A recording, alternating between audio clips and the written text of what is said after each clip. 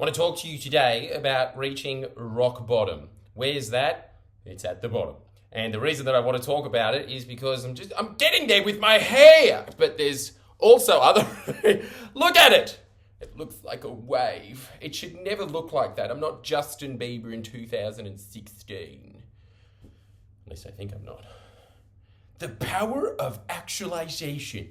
But we'll talk about that in another video. I want to talk to you today about the idea that one day you are going to down the gurgler, no matter what happens. But here's the interesting thing about rock bottom.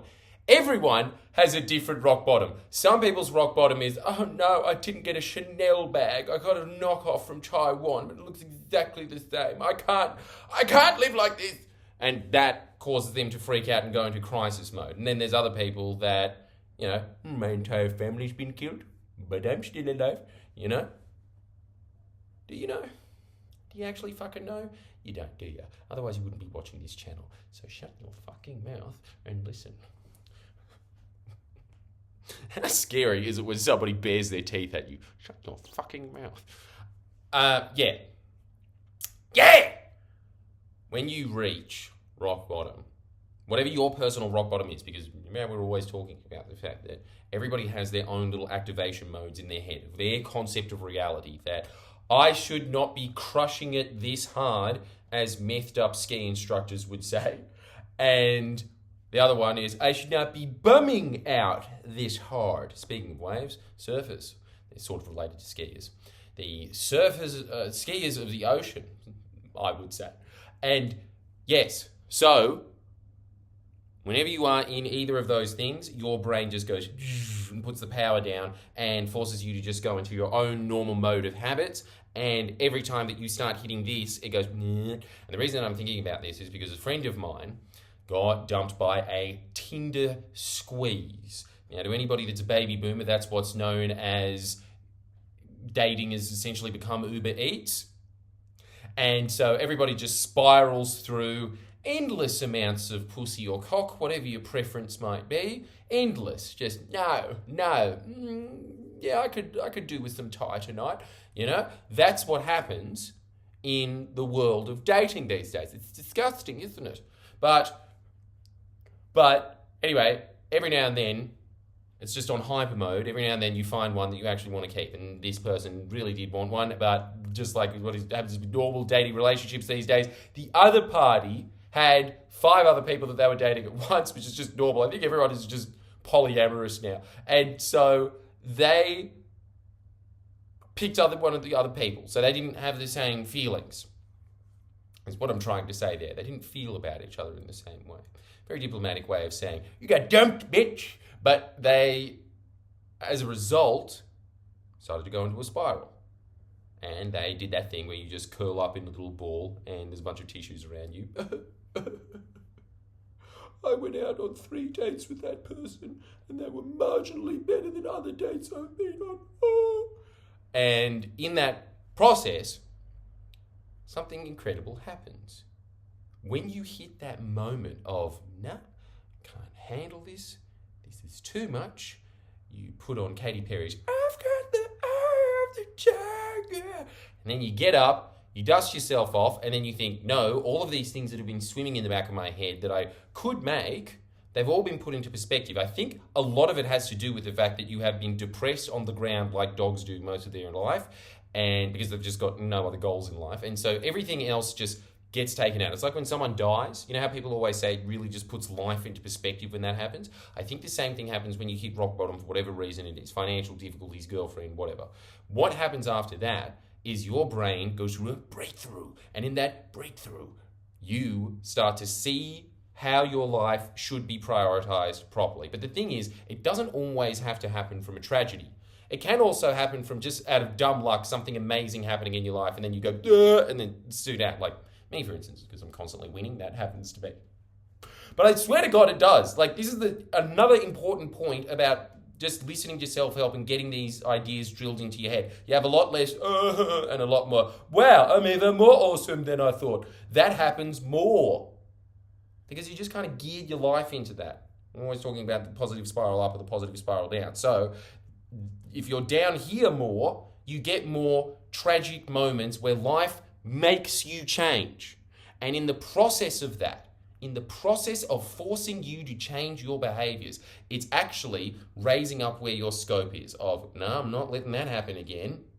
It's kind of like how Kyle Sandilands said that the reason that he's so successful on radio is because he has something that everybody else in the radio world doesn't have, because they're usually from rich families, and he was homeless, and so he knows what it's like to sleep in a cardboard box, and that is his mantra in life.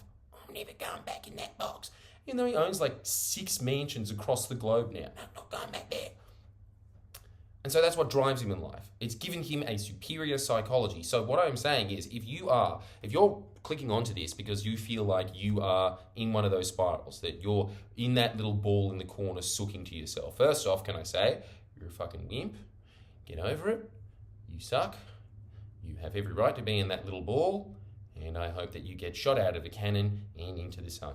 But if you don't get any of those 5 things, here's the plus side of it. Here's the plus side. Good. Because what will happen after that is a little thing that we like to call in the self-help world, and I've definitely never said this before, Growth. What does that spell? What does that spell? Does anyone know? Maybe you should write that in the comments. Wow, that's the cheapest form of engagement I've ever come up with on the fly, and I've come up with a lot of shitty engagement in the past, but that one, I think that one takes the cake. What does that spell, kids? And I bet you there will be some lame 40-year-old watching that be like, great, I know what it is. So yeah, I think that that's what you should do.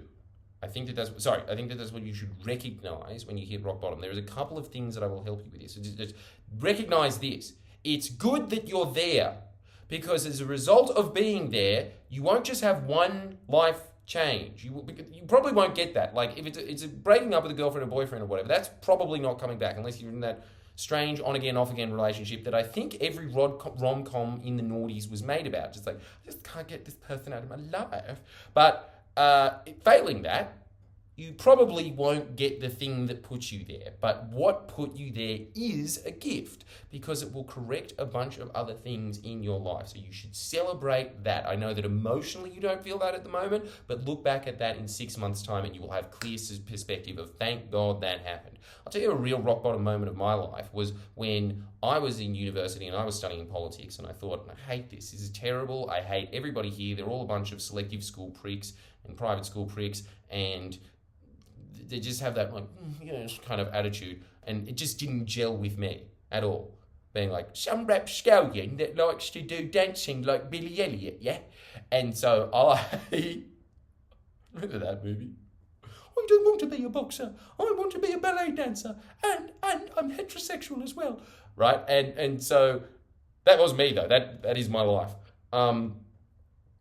There's no need for a biography. Whenever I was like, you should read a book, I'll just go, dude, they already made a movie. I'm well ahead of that. And also my dad was basically a coal miner, being like, no son of mine's dancing. Except for with him, he was just like, mate, your joke's shark. Now shut up. I'm watching this Carl Barron DVD. Yes, washing machines are like that. You should learn from this man, boy. And look, to be honest, he is a better comedian than me. He's a legend. My dad is too. But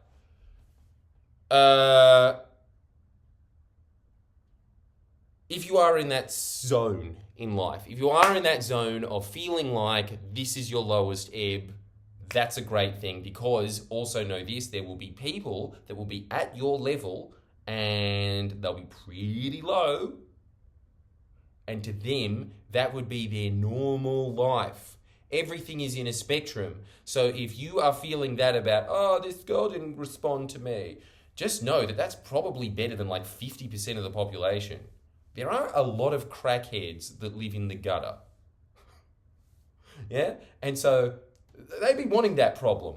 But the second thing to remember is that is going to elevate you, because it's great to know that that's your limit, that you are not going to make your life any worse than that. It will change a bunch of other elements of your life, which will raise your life's standards. So when you are in that stage, that's a blessing in itself. But the other thing is that you can get to this stage where you kind of just push by circumstance into becoming something greater and realizing, no, actually, I'm capable of that.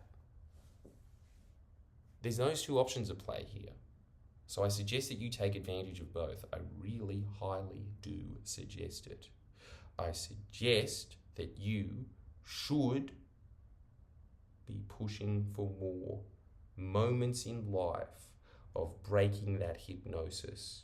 Because this is the thing that always scares me. What freaks me out, and to be honest, the thing that actually makes, and this is, I think, something that makes you have more of the good moments than the bad moments. Instead of just, oh, there's all these things to do, it's bad.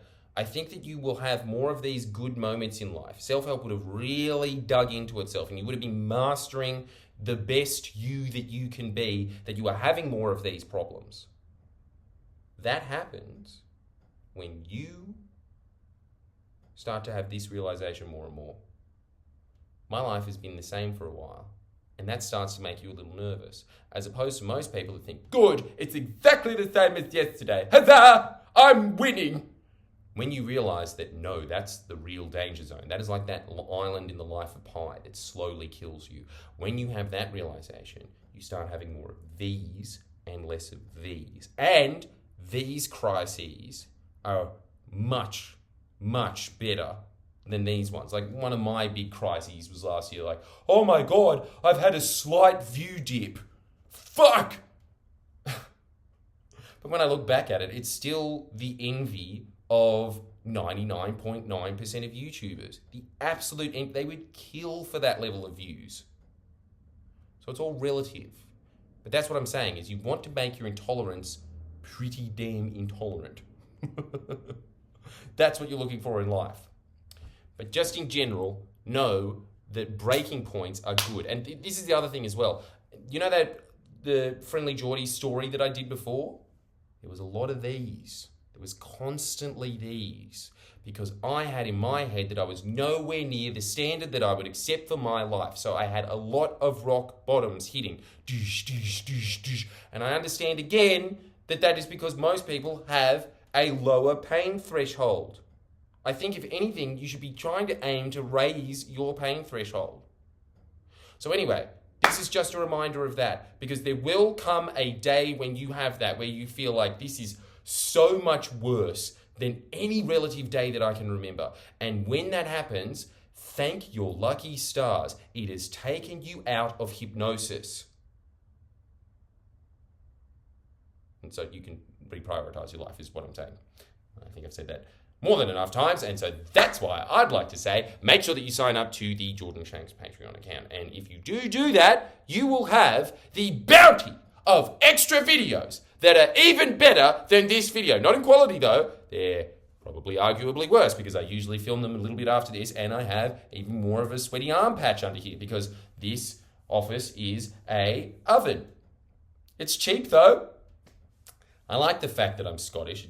No matter how much money I make, there's always more that you can squeeze out of just restapling that thumb part of it when the plasticky bit comes out of it. Just get some super glue, you whiny cunt. That's the lesson. That's one of the lessons, actually, of Jordan Shanks. Check it out. I go into in-depth detail about the miracles of super glue. So you can pay for that for a wonderful price of just less than a cup of coffee. Less than a cup of coffee, and you get 2 extra videos a week. You won't regret it. You really won't.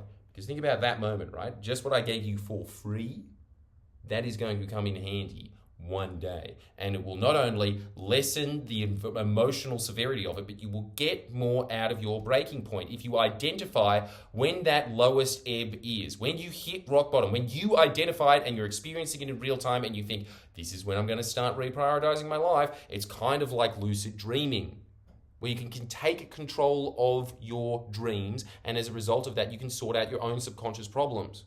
That's what happens when you identify these moments. So anyway, make sure that you sign up to Jordan Shanks. Like and subscribe, and I'll see you in another video.